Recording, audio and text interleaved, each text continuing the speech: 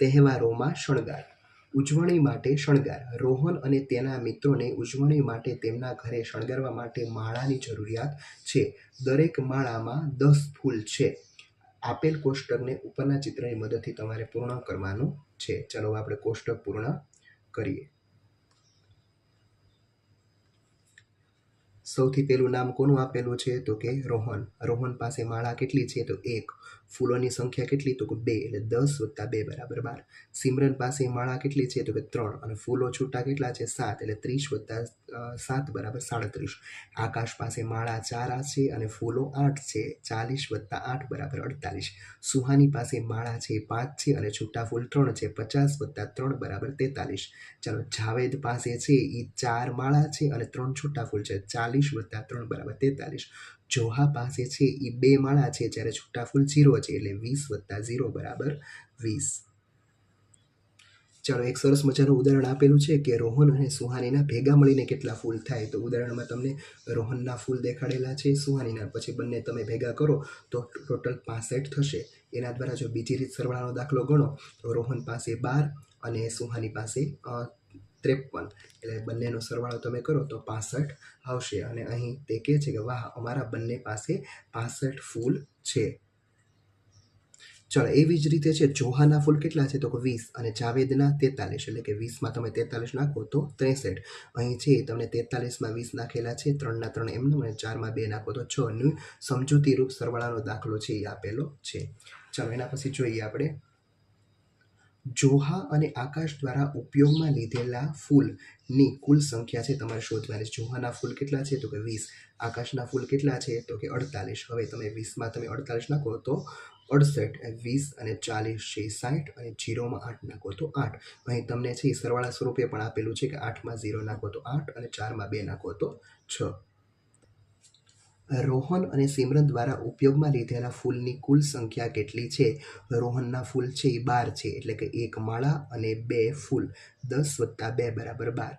સિમરનના ફૂલ છે એ ટોટલ 37 છે, એટલે 3 માળા અને 7 છૂટા ફૂલ. 30 + 7 = 37. ચાલો, 10માં 30 નાખો તો 40 અને 2માં તમે 7 નાખો તો 9, એટલે કે ટોટલ 49 છે એ બંનેના ભેગા મળીને ફૂલ થશે.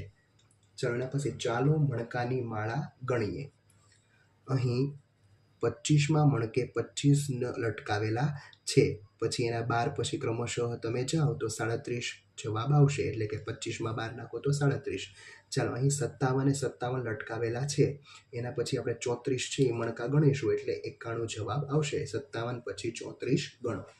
ચાલો, તેવી જ રીતે આપણે છે એ સંખ્યા રેખા ઉપર મણકા ખોડીમાં કરવાનું છે.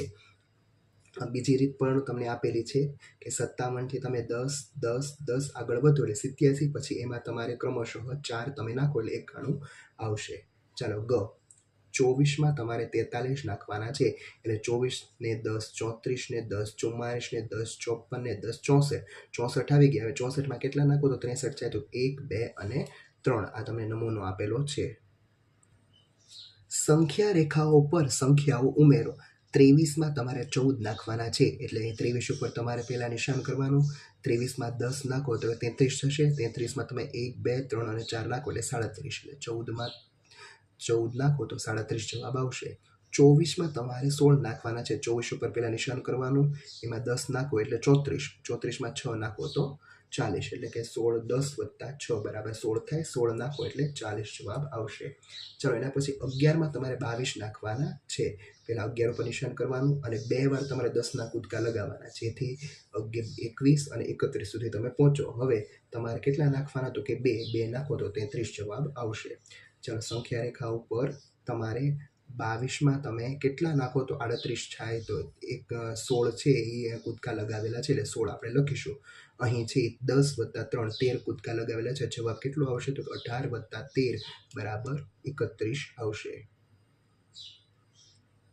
ચાલો, છેલ્લી સંખ્યા રેખા આપેલી છે એમાં 11 ઉપર નિશાન કરવાનું, પછી 1, 2 એટલે 20, 20 ને 3 23 નાખવાના. 11માં 23 નાખો એટલે 34. ચાલો, એના પછી સરવાળાના દાખલા આપેલા છે કે 4માં 3 નાખો તો 7, 4માં 2 નાખો તો 6. બીજો દાખલો, 6માં 3 નાખો તો 9 અને 5માં 2 નાખો તો 7. 0માં 5 નાખો તો 5 અને 6માં 2 નાખો તો 8.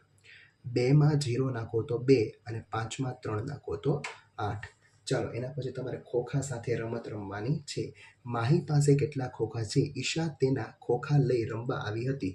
ચાલો આપણે તેમની પાસે કુલ કેટલા ખોખા છે તે શોધવામાં મદદ કરીએ. ચાલો અહીં છે એ ખોખા છે એ 10 ભેગા થાય છે, એટલે કે 2 દશક અને 3 એકમ, અને 3 દશક અને 8 એકમ. બંનેને ભેગા કરીએ તો 2 ને 3 એટલે 5 દશક અને 3 ને 8 કેટલા? તો 11 એકમ. એટલે હવે 11 એકમ છે એટલે 11 એકમને તમે 1 દશક અને 1 એકમ પણ લખી શકો, જેથી બંનેના ભેગા મળીને 6 દશક અને 1 એકમ બરાબર 61 ખોખા થાય. ખોખાની કુલ સંખ્યા શોધીએ. એક સરસ મજાનું ઉદાહરણ આપેલું છે. હવે આપણે નીચે ઉદાહરણ બનાવીએ. અહીં 4 દશક આપેલા છે, અહીં પણ 4 દશક. બંનેને ભેગા કરીએ એટલે 8 દશક થશે, એટલે કે આપણે 8 ઊભા લીટા અથવા ખોખા બનાવવાના. ચાલો અને પછી છૂટા અહીં કેટલા છે? 5 અને અહીંયા 9. 5 વત્તા 9 બરાબર 14 થશે, એટલે 14 એકમ આપણે લખીએ.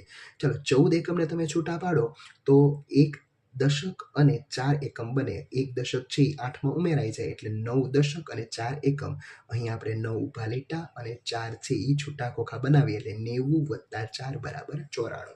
ચાલો એના પછી બીજું ઉદાહરણ આપણે જોઈએ. 5 ને 3 8 દશક અને 10 એકમ, એટલે 8માં તમે એક આખું દશક નાખી દો એટલે 9, એટલે કે 90. ચાલો એવી જ રીતે અહીં 9 દશક અને 4 એકમ, એટલે કે 94. ચાલો એના પછી અહીં 6 દશક અને 14 એકમ. 14 એકમને તમે છૂટા પાડો એટલે 7 દશક અને 4 એકમ, એટલે 70 વત્તા 4 બરાબર 74 થશે. ચાલો એના પછી વધીવાળા સરવાળા. એક સરસ મજાનું ઉદાહરણ આપેલું છે કે 36માં તમે 47 નાખો એટલે 6માં 7 નાખો 13, 13નો તગડો અને વધી તમારે 1 મૂકવાની. 1માં 3 નાખો તો 4 અને 4 ને 4 8. ચાલો હવે આપણે 5 દાખલા છે એ પ્રેક્ટિસ માટે ગણીએ. 6માં 9 નાખો તો 15નો પાછડો વધી પડી 1. 4માં 1 નાખો તો 5માં 3 નાખો તો 8. 6માં 9 નાખો તો 15નો પાછડો વધી પડી 1. 1માં 5 નાખો તો 6 અને 6માં 1 નાખો તો 7.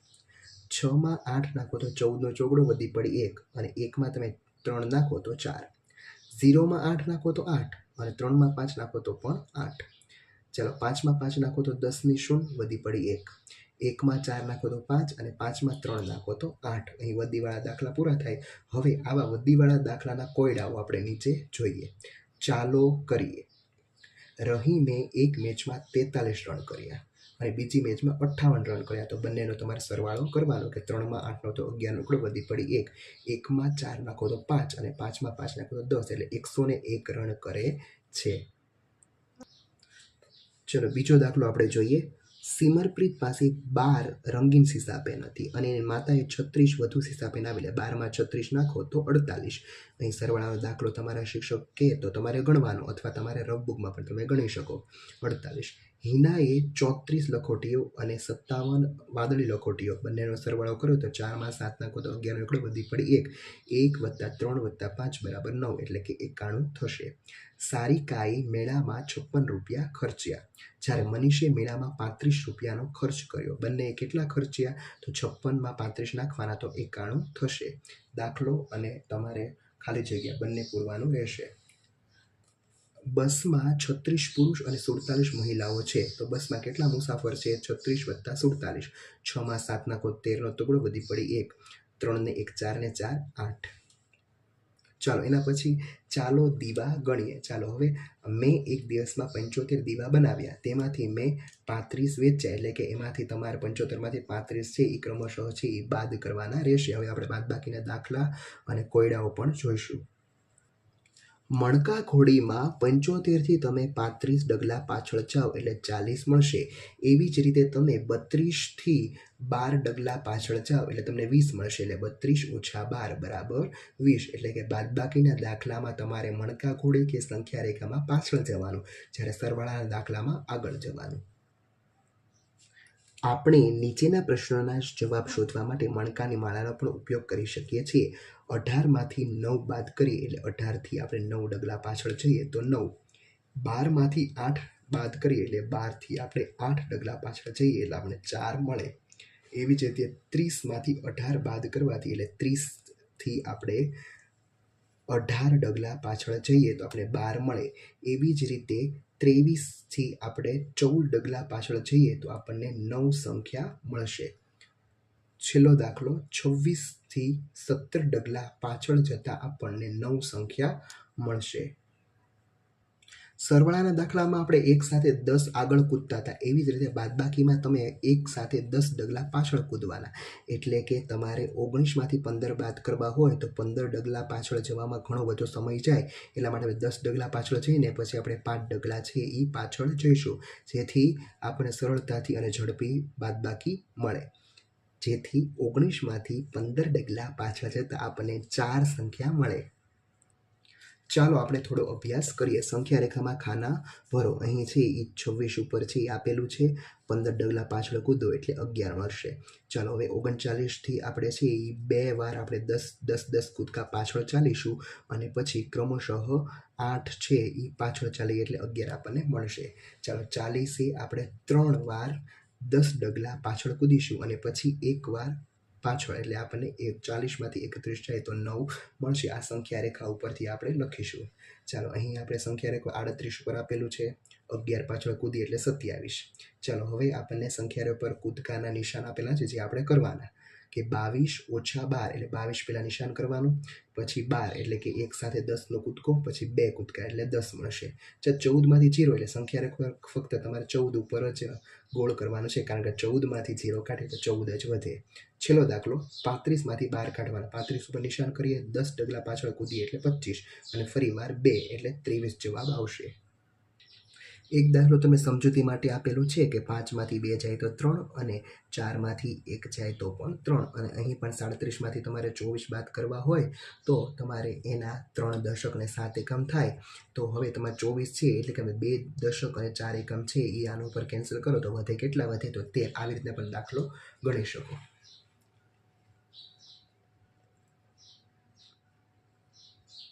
ચાલો હવે બાદબાકીના દાખલા ગણવાના છે.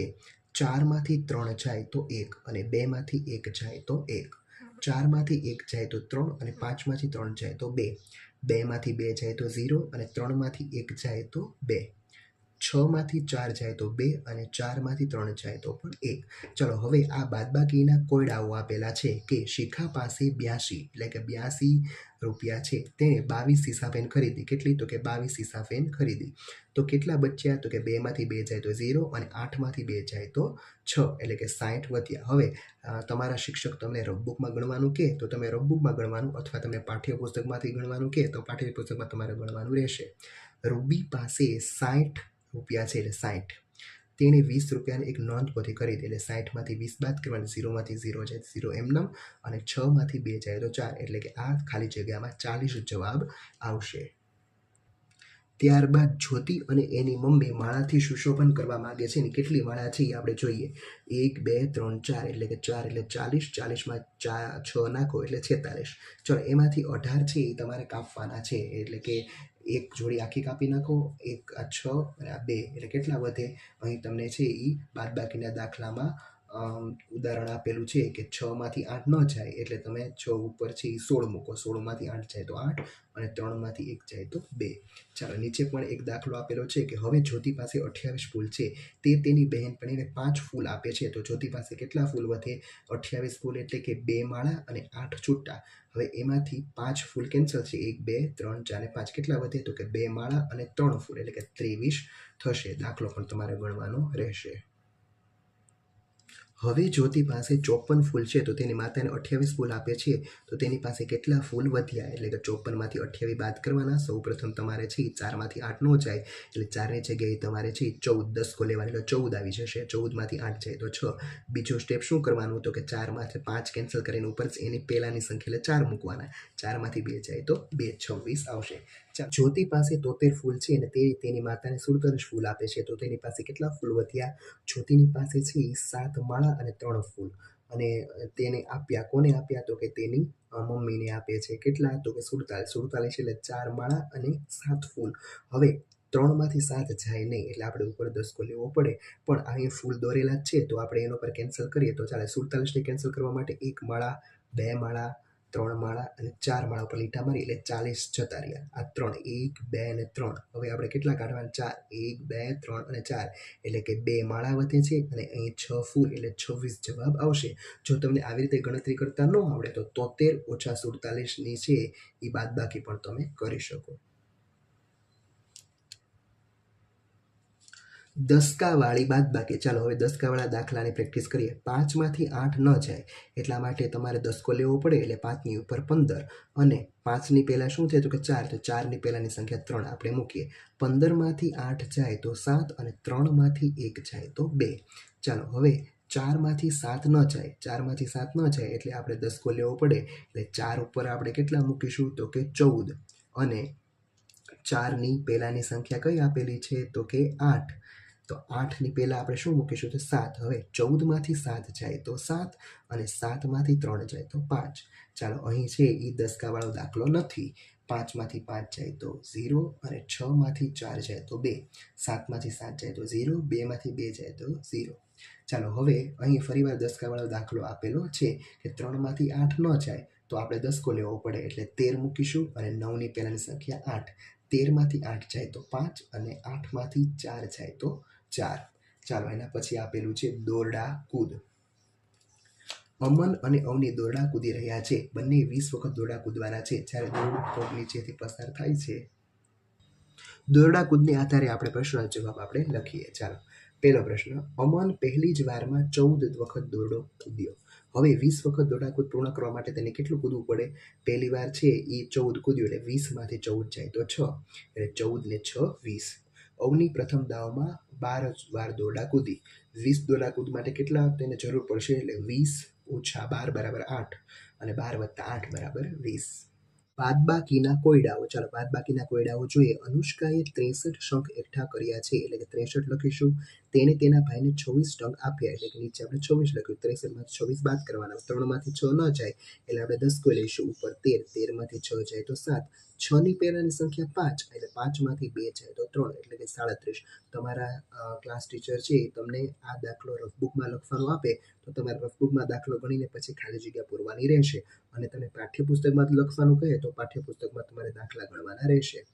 બસમાં 54 મુસાફર બેઠા હતા અને 16 મુસાફર આગળના બસ મથકે ઉતરી ગયા એટલે કે 54માંથી 16 જાય, 4માંથી 6 ન જાય એટલે આપણે દસકો લઈએ 14 મૂકીએ. 14માંથી 6 જાય તો 8 અને 4માંથી 1 જાય તો 3 એટલે 38 આવશે. ચાલો 40 ફુગ્ગા હતા તેમાંથી 13 ફુગ્ગા ફૂટી ગયા. તો હવે કેટલા વધ્યા? તો 40માંથી 13 આપણે બાદ કરીએ એટલે દસકો લઈએ. 10માંથી 3 જાય તો 7 અને 4ની પહેલાંની સંખ્યા 3, 3માંથી 1 જાય તો 2. ચાલો કનિકાએ 72 બંગડી બનાવી. તેણે 36 બંગડી વેચી. તો હવે કેટલી એની પાસે વધી? 72માંથી 36 કાઢવાના એટલે 2માંથી 6 ન જાય. દસકો લઈએ 12 મૂકીએ. 12માંથી 6 જાય તો 6. 7ની પહેલાંની સંખ્યા 6, 6માંથી 3 જાય તો 3. એક ઝાડ પર 56 પક્ષી બેઠા હતા. બીજા થોડા પક્ષી પણ તેમની સાથે જોડાઈ ગયા. હવે ઝાડ પર 87 પક્ષી છે તો શોધો કે પાછળથી કેટલા આવ્યા? એટલે કે હવે તમારે 87માંથી 56 બાદ કરવાના. બાદબાકીમાં તમારે ધ્યાન રાખવાનું કે સૌથી મોટી સંખ્યા જ ઉપર આવશે. મોટી સંખ્યામાંથી જ નાની સંખ્યા બાદ થાય. નાની સંખ્યામાંથી મોટી સંખ્યા બાદ થાય નહીં. 87માંથી 56 એટલે કે 7માંથી 6 જાય તો 1 અને 8માંથી 5 જાય તો 3 એટલે 31 બાકી રહ્યા. ચાલો એના પછી અરમાને 18 વખત દડાને ઉછાળ્યો હતો. કુલ 35 ઉછાળ પૂર્ણ કરવા માટે કેટલા દડા વધુ ઉછાળવું જોઈએ? 35માંથી તમારે 18 બાદ કરવાના. 5માંથી 8 ન જાય એટલે 5ની ઉપર આપણે દસકો લઈને 15 મૂકીએ. 15માંથી 8 જાય તો 7 અને 3ની પહેલાંની સંખ્યા 2, 2માંથી 1 જાય તો 1 એટલે 17. સરવાળા અને બાદબાકીના તથ્યો એટલે ખૂટતી સંખ્યા લખવાની છે. ખૂટતી સંખ્યામાં ફક્ત 20, 30 અને 50 જ આવવું જોઈએ. 20માં 30 નાખો તો 50, 30માં 20 નાખો તો 50, 50માંથી 30 બાદ કરો તો 20, 50માંથી 20 બાદ કરો તો 30. ચાલો અહીં તમારે 10, 30 અને 20નો જ ઉપયોગ કરવાનો છે. 10માં 20 નાખો તો 30, 20માં 10 નાખો તો 30, 30માં 20 બાદ કરો તો 10 અને 30માં 10 બાદ કરો તો 20. ચાલો અહીં તમારે 80, 100 અને 20 સંખ્યાનો જ ઉપયોગ કરવાનો છે.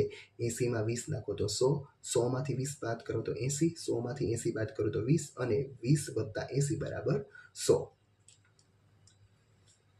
ચાલો એના પછી સરવાળા અને બાદબાકીનો પિરામિડ આપણે જોઈએ. સૌથી પહેલાં આપણે સરવાળાનો પિરામિડ જોઈએ. સરવાળાનો પિરામિડ 5માં 3 નાખો તો 8, 3માં 6 નાખો તો 9, અને 6માં 8 નાખો તો 14, 8માં 9 નાખો તો 17, 9માં 14 નાખો તો 33, અને 17માં 33 નાખો તો 50.